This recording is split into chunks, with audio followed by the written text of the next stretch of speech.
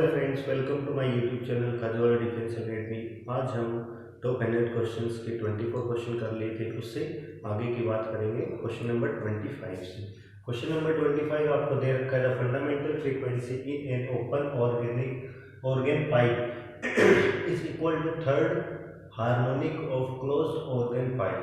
Open organ pipe में जो fundamental frequency है वो किससे मैच कर रही है? थर्ड हार्मोनिक से। किसकी? क्लोज ऑर्गन पाइप से। ठीक है, तो if the length of close organ pipe is 20 centimetre, अगर आपको लेंथ दे रखी है क्लोज ऑर्गन पाइप की 20 सेंटीमीटर तो आपको ओपन ऑर्गन पाइप की क्या निकालनी है? लेंथ निकालनी। सिंपली जो आपको गिवन है, तो ओपन ऑर्गन पाइप की बात करते हैं अपन, किसकी? फंडामेंटल फ्रीक्वेंसी की। तो फंडामेंटल इज इक्वल टू, यहाँ पर होगी V/2N। ठीक है, और बात करते हैं किसकी? थर्ड हार्मोनिक किसकी? क्लोज ऑर्गन पाइप की। तो अगर मैं बात कितनी होगी? F3 is equal to 3V/4L dash होती है। ठीक है, अब ये एक दूसरे के क्या है? इक्वल है, यानी आपको गिवन क्या है कि F1 इज इक्वल टू क्या है? F3। इसका मतलब V/2L is equal to 3V/ क्या है? 4L डैश मान लेता हूँ मैं। V से V तो क्या हो गया? यहाँ पर कैंसिल हो गया। ठीक है, तो 2 2 जा क्या हो गया? 4 हो गया, यानी 1/L is equal to 3/2L dash हो गई। ओपन क्लोज ऑर्गन पाइप की आपको कितनी दे रखी है? 20, यानी L डैश आपको कितनी यहाँ पर दे रखी है? 20 सेंटीमीटर दे रखी है। तो यहाँ से क्या हो जाएगा? 1/L is equal to 3 into क्या हो जाएगा? 20 हो जाएगा यहाँ पर। तो 1/L इज इक्वल टू कितना आ गया? 3/40, यानी L इज इक्वल टू क्या आ जाएगा? 40/3। तो 40/3 अगर अपन डिवाइड करते हैं तो 4 1 जा 4 हो गया, 1 बचा, और तो 3 3 जा 9, 3 3 जा 9, 3 3 जा 9, यानी 13.3 सेंटीमीटर अपना सी आंसर सही हो जाएगा। बात करते हैं क्वेश्चन नंबर 24 की। नेटा इज इक्वल टू क्या होता है? 1 - T2/T1। T1 टेम्परेचर है सिंक का, और T2 किसका है? सॉरी, T1 टेम्परेचर है सोर्स का, और T2 किसका है? सिंक का है। T1 हमेशा किससे ग्रेटर दे रहता है? T2 से। तो इन दोनों में से फ्रीजिंग पॉइंट का मीन्स यहाँ पर कितना है? 0 डिग्री सेल्सियस, या फिर क्या कह सकते हैं? 273 केल्विन। और बॉइलिंग पॉइंट का मतलब क्या है? 100 डिग्री सेल्सियस, यहाँ पे 373 केल्विन। तो ये तो किसका हो गया? T1 हो गया, और ये क्या हो गया? T2 हो गया। तो यहाँ पर पुट कर दीजिए। 1 - T2 आपका कितना दे रखा है भाई? 273, और ये 373। ठीक है, इधर जाएगा तो एलसीएम हो गया, ऊपर कितना बच गया? 100 डिवाइडेड बाई 373 हो गया। ठीक है, अब अपन को क्या करना है? इसको सिंपली सोल्व करना है, जिसके कारण इसका जो आंसर आ जाएगा 0.268 आएगा। और परसेंटेज में करना है तो किससे मल्टीप्लाई कर लीजिए? 100 से किसके लिए? परसेंटेज के लिए। तो क्या आ जाएगा? 26.8% आ जाएगा। अपना आंसर सी क्या हो जाएगा? करेक्ट आंसर हो जाएगा। बात करते हैं क्वेश्चन नंबर 27 के। ब्रेविस्टर लॉ के ऊपर दिया हुआ है, इसमें कह रहा है कि अनपोलराइज्ड लाइट है, वो किसी भी प्लेन सरफेस के ऊपर गिरती है। ठीक है, और कितने एंगल से गिर रही है? आई से। ये पाया जाता है कि रिफ्लेक्टेड और रिफ्रैक्टेड रे जो है वो एक दूसरे की क्या है? परपेंडिकुलर। ब्रेविस्टर लॉ ये तो कहता है कि ये सरफेस के ऊपर यहाँ से क्या हो रही है? एक अनपोलराइज्ड लाइट गिरती है। ठीक है, एक रिफ्लेक्ट हो जाती है, एक रिफ्रैक्ट हो जाती है, कुछ इस तरीके से। अब इसके बारे में क्या रहता है? आई इज इक्वल टू, अपने पता है कितना होता है? टेंजेंट इनवर्स म्यू रहता है। ठीक है, यानी ये ऑप्शन तो नहीं होगा, और ये ऑप्शन भी नहीं होगा, 1/म्यू है। अब कह रहा है कि रिफ्लेक्टेड और रिफ्रैक्टेड रे का जो इलेक्ट्रिक फील्ड वेक्टर है वो परपेंडिकुलर होगा प्लेन ऑफ इंसिडेंस के। बिल्कुल सही बात है, भी सही हो जाएगा। क्यों? क्योंकि इसके अंदर क्या कह रखा है? पैरेलल, जो कि होता नहीं है। ठीक है, चलिए बात करते हैं क्वेश्चन नंबर 28 की। इन वाईडी एक्सपेरिमेंट, यानी वाईडीएस। चलिए बात करते हैं क्वेश्चन नंबर 28 की। इन YDSE, young double slit experiment, separation between the slit is 2 mm। Separation दो स्लिट के बीच में कितनी दे रखी? स्मॉल डी से लिखते हैं अपन, जो कि आपको दे रखी है 2 mm, यानी 10⁻⁻³ 3 मीटर।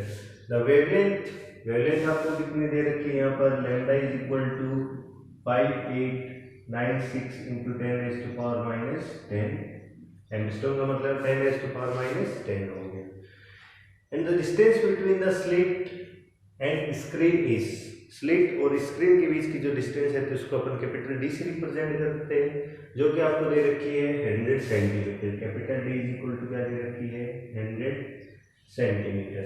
अब आगे कह रहे हैं it is found that angular width of ring is 2.20, यानी जो एंगुलर विड्थ है थीटा से लिखते हैं, जो कि आपकी कितनी जा रही है 2.20 डिग्री दे रखी है। अब अपन क्या करना चाहते हैं, एंगुलर विड्थ को बढ़ाना चाहते हैं 0.21 तक, यानी θ1 इतना दे रखा है और कितना करना चाहते हैं 0.21 डिग्री तक करना चाहते हैं।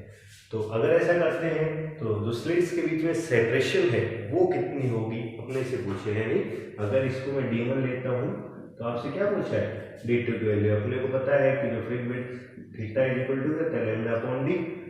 लैम्डा दोनों केस में सेम है, ठीक है। इसका मतलब क्या है कि थीटा जो है वो इनवर्सली प्रोपोर्शनल टू डी है।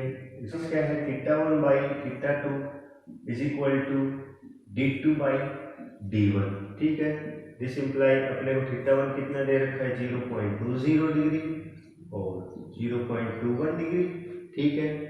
d2 अपने को निकालना है और d1 अपने को 2 इंटू 10⁻³ दिया हुआ है। देखो पॉइंट से पॉइंट, डिग्री से डिग्री कैंसिल हो गए यहाँ पर, यानी अब ये इसके साथ मल्टीप्लाई होगी तो कितनी हो जाएगी 40 into 10⁻³ divided by 21 equal to d2। तो यहाँ से अगर हम करेंगे तो क्या हो जाएगा 1.9 इंटू 10⁻³ यानी 1.9 mm अपने क्या आएगी d2 आएगी, जो कि ऑप्शन नंबर बी हो जाएगा अपना आंसर, ठीक है।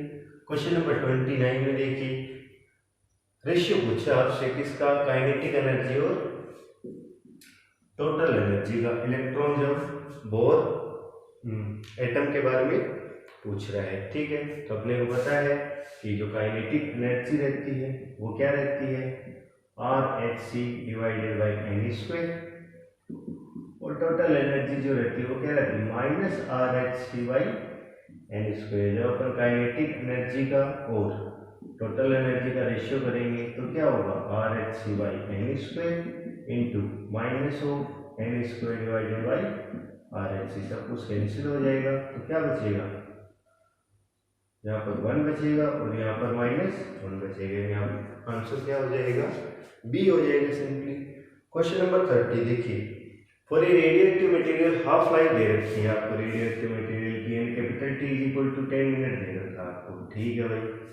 If initially there are 600 number of nucleus, शुरुआत में सैंपल के अंदर कितने न्यूक्लियस, यानी आपको क्या दे रखा है n नोट दे रखा है कितना 600। The time taken for which disintegration of, यानी आपसे क्या पूछा है समय पूछा है, ठीक है। किसका, कि जब कितने एटम डिसइंटीग्रेट हो जाए 600 में से 450, यानी बचे कितने 150। तो 150 क्या हुआ n का मतलब क्या होता है उस टाइम के ऊपर बचे हुए एटम्स कितने हैं, यानी 600 माइनस 450 कितना हो गया 150। अपने को पता है फेमस इक्वेशन है n upon n naught is equal to 1/2 की पावर क्या होती है n होती है। n आपके पास कितना है 150 है भाई, n नोट आपके पास 600 है, 1/2 n किसके इक्वल होता है small T upon capital T. Small T आपको निकालना है, कैपिटल टी आपको दिया हुआ है, ठीक है। तो अगर मैं लिखना चाहूँ तो ये 1/4 बच गया 1/2। स्मॉल टी क्या है भाई स्मॉल टी है, और कैपिटल टी आपको कितना दे रखा है 10 दे रखा है। क्या मैं इसको 1/2 की फॉर्म में लिख सकता हूँ, बिल्कुल लिख सकता हूँ। 1/2 का स्क्वायर लिख दूँ और ये एज इट इज, देखो बेस सेम है तो पावर भी क्या होगी इक्वल होगी। इसका मतलब t/10 इज इक्वल टू 2 है, इसका मतलब t इज इक्वल टू आपके पास कितना आ गया 20 मिनट। तो सी आंसर अपना क्या हो जाएगा सही हो जाएगा। लास्ट क्वेश्चन लॉजिक गेट का दे रखा है, यहाँ पर देखिए ये एंड गेट है, ये भी एंड गेट है, और ये क्या दे रखा है और गेट। अब देखिए यहाँ से ए जा रहा है, ऑफकोर्स यहाँ से ए है, यहाँ से देखिए नॉट गेट बीच में लगा दिया, यानी ये क्या जा रहा है बी का बाहर जा रहा है, ठीक है। अब एंड गेट क्या करता है, दोनों को मल्टीप्लाई, यानी ए डॉट बी कब आ गया, यहां से देखिए इधर से क्या जा रहा है, देखिए ए का नोट जा रहा है, नोट गेट लगाया हुआ है, लेकिन यहाँ से सीधा बी जा रहा है, तो एंड गेट फिर से मल्टीप्लाई कर देगा, ए बार डॉट क्या कर देगा बी। अब ये इसका इनपुट है, ये इसका इनपुट है, ये और गेट लगा हुआ है, और गेट क्या करता है, प्लस करता है, यानी ये क्या कर देगा a dot b bar plus a bar b, ये आपका क्या हो जाएगा आउटपुट। तो a dot b bar plus a bar b, b आपका क्या हो जाएगा, करेक्ट आंसर हो जाएगा। चलिए बात करते हैं क्वेश्चन नंबर 32 की। इसके अंदर कह रखा है कि एक एस्ट्रोनॉमिकल रिफ्रैक्टिंग टाइप टेलीस्कोप है और जिसका जो एंगुलर मैग्निफिकेशन है वो बड़ा है, ठीक है, एंड हाई एंगुलर रेजोल्यूशन, और जो एंगुलर रेजोल्यूशन चाहिए वो भी क्या चाहिए, इसके लिए हाई चाहिए। तो इसके लिए जो ऑब्जेक्टिव लेंथ होगा वो कैसा होगा, या तो लार्जर फोकल लेंथ है, लार्जर डायमीटर का होगा, larger focal length small, small focal length large diameter, या फिर दोनों ही चीज स्मॉल। तो चारों में से अपने को करेक्ट ऑप्शन सेलेक्ट करते हैं। अपन जानते हैं कि जो मैग्निफिकेशन होता है, ठीक है, एस्ट्रोनॉमिकल टेलीस्कोप का, वो क्या होता है अपने पास F not divided by F P, यानी जो मैग्निफिकेशन है वो focal length of objective lens क्या है, डायरेक्टली प्रोपोर्शनल, यानी जो फोकल लेंथ जितनी ज्यादा ऑब्जेक्टिव लेंस की बड़ी होगी उतना ज्यादा क्या होगा मैग्निफिकेशन। तो पहली चीज तो पता चल गई कि मैग्निफिकेशन क्या होनी, सॉरी ऑब्जेक्टिव लेंस की फोकल लेंथ क्या होनी चाहिए, बड़ी होनी चाहिए, लार्ज होनी चाहिए। सेकंड बात करते हैं कि हाई रेजोल्यूशन, तो अपने को पता है जो रेजोल्यूशन का फॉर्मूला होता है आर का, वो क्या होता है यहाँ पर ए अपॉन 1.22 लैम्डा होता है। तो यहां से अपने क्या पता चल रहा है कि जो रेजोल्यूशन पावर है वो डायरेक्टली प्रोपोर्शनल है किसके, डायमीटर का। ए यहाँ पर क्या है आपका डायमीटर है, तो जितना ज्यादा डायमीटर होगा तो रेजोल्यूशन पावर उतनी क्या होगी ज्यादा, यानी हाइयर एंगुलर मैग्निफिकेशन और हाइयर एंगुलर रेजोल्यूशन के लिए फर्स्ट चीज क्या है कि एंगुलर जो फोकल लेंथ है वो क्या होनी चाहिए, ज्यादा होनी चाहिए, बड़ी होनी चाहिए, और सेकंड जो डायमीटर है वो भी बड़ा होना चाहिए, यानी लार्ज फोकल लेंथ और लार्ज डायमीटर। तो अपना ऑप्शन नंबर ए क्या हो जाएगा, करेक्ट आंसर हो जाएगा। बात करते हैं क्वेश्चन नंबर 33 की। इसके अंदर कह रखा है कि जब एक लाइट की फ्रीक्वेंसी, ठीक है, when light of frequency 2 mu naught is incident on metal plate, एक मेटल प्लेट के ऊपर 2 mu naught की इंटेंसिटी फ्रीक्वेंसी गिराई जाती है, ठीक है, तो मैक्सिमम वेलोसिटी एमिटेड इलेक्ट्रॉन की कितनी है, v1 है, ठीक है भाई। अब आगे कह रहा है कि जब फ्रीक्वेंसी इंक्रीज कर दी जाए 2 mu naught से कितनी कर दी जाए 5 mu naught, तो जो स्पीड है वो क्या होगी v2 हो जाएगी। अब अपने बताना है v1 और v2 का रेशियो क्या होगा। अपन जानते हैं equation Einstein photoelectric equation, kinetic energy is equal to क्या होता है h mu minus h mu naught होता है, ठीक है। तो फर्स्ट केस की बात कर लेते हैं, हाफ एम, जो वेलोसिटी आपको क्या दे रखी है v1 दे रखी है, h mu की जगह क्या पुट करेंगे 2 mu नॉट क्या कर देंगे पुट कर देंगे 2 mu not minus h mu not, तो यहाँ से क्या आ गया 2h mu not minus h mu not, ठीक है। तो यहाँ से h mu नॉट कॉमन आ जाएगा और 2 माइनस 1 कितना बचेगा 1 बचेगा, यानी डायरेक्ट मैं h mu नॉट लिख देता हूँ हाफ एम v1 का स्क्वायर। इक्वेशन नंबर फर्स्ट मान लेते हैं। सेकंड के लिए बात करते हैं, जो फ्रीक्वेंसी पर कितनी कर लेंगे इंक्रीज कर 5 mu नॉट, तब वेलोसिटी क्या मानेंगे v2, तो क्या कहेंगे हाफ एम v2 का square is equal to h mu की जगह क्या पुट करूंगा मैं 5 mu not minus h mu not, तो h mu नॉट तो क्या आ जाएगा कॉमन आ जाएगा 5 माइनस 1 बचेगा, यानी हाफ एम v2 का स्क्वायर इज इक्वल टू क्या बचेगा अपने पास 4 mu नॉट बचेगा। अब अपने से इसका क्या पूछा है v1 और v2 का रेशियो पूछा है, तो क्या कर देंगे 1 और 2 को डिवाइड कर देंगे, तो 1 बाई क्या कर देंगे 2 कर देंगे, तो अपने पास ऊपर हाफ एम v1 का स्क्वायर है, नीचे हाफ एम v2 का स्क्वायर है, इज इक्वल टू ऊपर अपने पास h v नॉट है और नीचे अपने पास 4h v नॉट है, हाफ एम से हाफ एम कैंसिल हो गया और h v नॉट से h v नॉट से h v नॉट कैंसिल हो गया यहाँ पर, ठीक है। तो अपने पास यहाँ से क्या बचा v1/v2 इज इक्वल टू √1/4, यानी 1:2 अपना क्या हो जाएगा करेक्ट आंसर। तो सी आंसर अपना क्या हो गया करेक्ट आंसर हो गया। बात करते हैं क्वेश्चन नंबर 34 की। ये कह रहा है कि ईएम वेव है जो कि प्रोपेगेट हो रही है किसी मीडियम में और उसकी जो वेलोसिटी दे रखी है वो वी आई कैप यानी एक्स डायरेक्शन के अंदर उसकी क्या है वेलोसिटी है। ठीक है, अब कह रहे हैं कि जो ऑसिलेटिंग इलेक्ट्रिक फील्ड है वो क्या है प्लस वाई एक्सिस के अलोंग है, यानी जो इलेक्ट्रिक फील्ड दे रखा है वो किसके अलोंग है वाई एक्सिस यानी जे कैप के अलोंग दे रखा है। तो पूछा है कि मैग्नेटिक फील्ड की डायरेक्शन क्या होगी। अपन जानते हैं v इज इक्वल टू क्या होता है E क्रॉस B होता है। अब देखिए वेलोसिटी जो दे रखी है वो I में है, यानी मैं वी आई कैप ले लूं। ओके, इलेक्ट्रिक फील्ड है वो जे कैप में E जे कैप क्रॉस B। इसके साथ क्या आएगा देखिए जे क्रॉस के क्या होता है देखिए I क्रॉस जे के होता है। ठीक है, फिर जे क्रॉस के क्या होता है I होता है। तो I तो ये रहा, ठीक है, जे ये रहा, यानी बचा कौन के कैप, यानी बी के कैप आएगा। और के कैप का मतलब क्या है कि एक्स वाई और के किसके लिए होता है जेड के लिए होता है, यानी जेड में होगा। और ऑर्डर बिल्कुल सेम है, जे के बाद के और फिर आई आ रहा है यानी पॉजिटिव होगा। तो पॉजिटिव क्या आ जाएगा अपना जेड एक्सिस आ जाएगा, यानी अपनी बी आंसर क्या हो जाएगा करेक्ट आंसर हो जाएगा।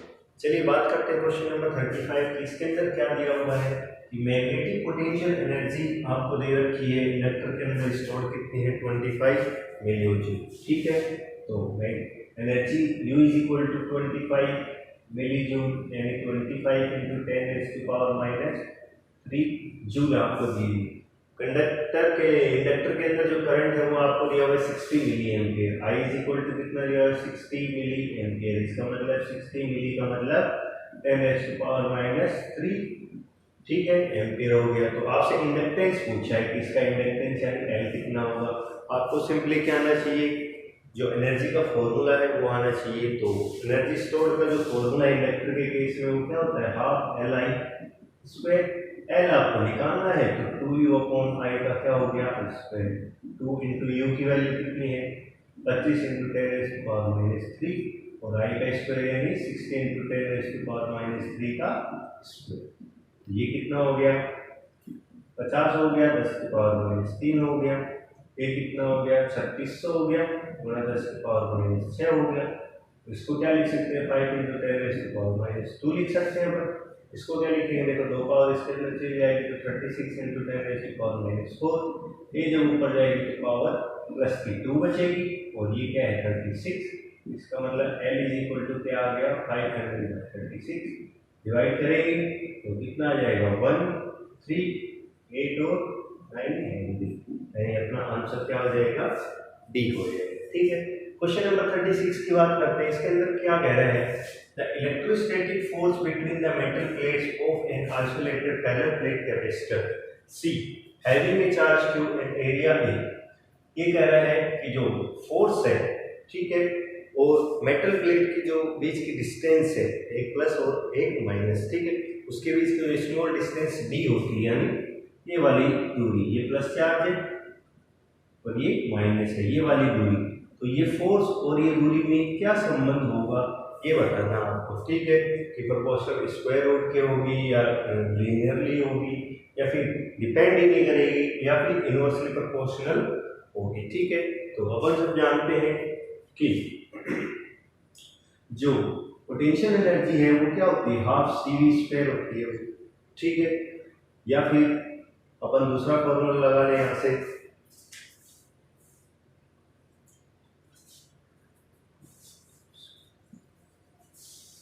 तो U इज इक्वल टू क्या होता है हाफ Q²/C होता है यहाँ से। ठीक है, अब U क्या चीज है एनर्जी है और एनर्जी क्या चीज होती है वर्क डन है। W is equal to half Q²/C है। W क्या चीज होती है अपने को फोर्स से मतलब है तो W is equal to F × S लिख सकते हैं। S कौन ये दूरी, तो यहाँ से अपन क्या कहेंगे F.D is equal to half Q²/C हो गया। तो अपने को F चाहिए, F इज इक्वल टू यहाँ से क्या हो गया हाफ Q²C इंटू क्या हो गया, डी हो गया। ठीक है, अब अपन क्या करेंगे, सी की वैल्यू पुट कर सकते हैं। अपन जानते हैं कि कैपेसिटर के केस में सी इज इक्वल टू क्या होता है, epsilon naught A upon D. Therefore ये वैल्यू किसमें चेंज हो जाएगी, F is equal to half Q square. ठीक है, सी की जगह क्या आएगा, एप्सिलॉन नॉट ए। ठीक है, ये डी यहाँ पर था और इसका डी कहाँ चला जाएगा, ऊपर डी से डी क्या हो जाएगा, कैंसिल। तो यहाँ से एफ इज इक्वल टू अपने पास half Q square by epsilon not into A. क्या यहाँ पर कोई डी की टर्म है, नहीं है। इसका मतलब जो फोर्स है वो distance between the plates of parallel plate capacitor के ऊपर डिपेंड नहीं करती है। तो सी आंसर हो जाएगा कि इंडिपेंडेंट। ठीक है, एंड डी की पावर यहाँ पर क्या लिख सकते हैं अपन, 0 लिख सकते हैं। Okay, next 37, the pendulum is hang from roof of a sufficiently high building and is moving freely to and fro. ठीक है, और किस तरह एक्ट कर रहा है, सिंपल हार्मोनिक ऑसिलेटर की तरह एक्ट कर रहा है, सिंपल।